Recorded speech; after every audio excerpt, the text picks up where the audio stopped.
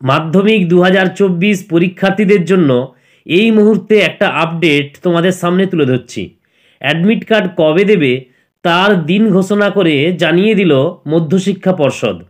পর্ষদ বিজ্ঞপ্তির মাধ্যমে জানিয়ে দিল আগামী 22শে জানুয়ারি সকাল 11টা 5 থেকে বিকেল 5টা পর্যন্ত সরকারি নির্দিষ্ট ক্যাম্প অফিস থেকে অ্যাডমিট কার্ড বিতরণ করা হবে।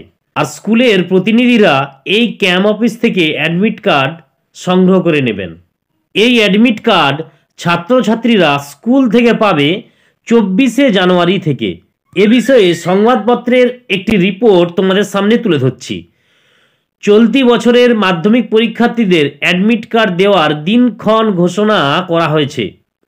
মধ্যশিক্ষা পর্ষদের পক্ষ থেকে জানানো হয়েছে স্কুলগুলি আগামী 22শে জানুয়ারি সকাল 11টা থেকে বিকেল 5টা পর্যন্ত পর্ষদের বিভিন্ন ক্যাম্প অফিসে গিয়ে অ্যাডমিট কার্ড সংগ্রহ করতে পারবে।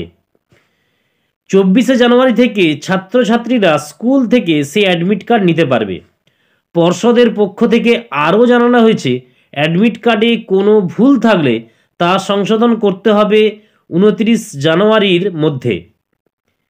অন্যদিকে পর্ষদের বেঁধে দেওয়া আগামী 10 তারিখের মধ্যে যেসব স্কুল পরীক্ষার্থীদের অ্যাডমিট কার্ডের জন্য রেজিস্ট্রেশন করবে না তাদের পরীক্ষায় বসতে দেওয়া হবে না বলে জানিয়ে দেওয়া হয়েছে। তাহলে পুরো বিষয়টাকে একটু সংক্ষেপে বলছি। অ্যাডমিট কার্ড ক্যাম্প অফিস থেকে দেওয়া হবে 22শে জানুয়ারি থেকে, এবং সেই অ্যাডমিট কার্ড সংগ্রহ করবে স্কুলের তরফ থেকে, অর্থাৎ স্কুলের প্রতিনিধিরা।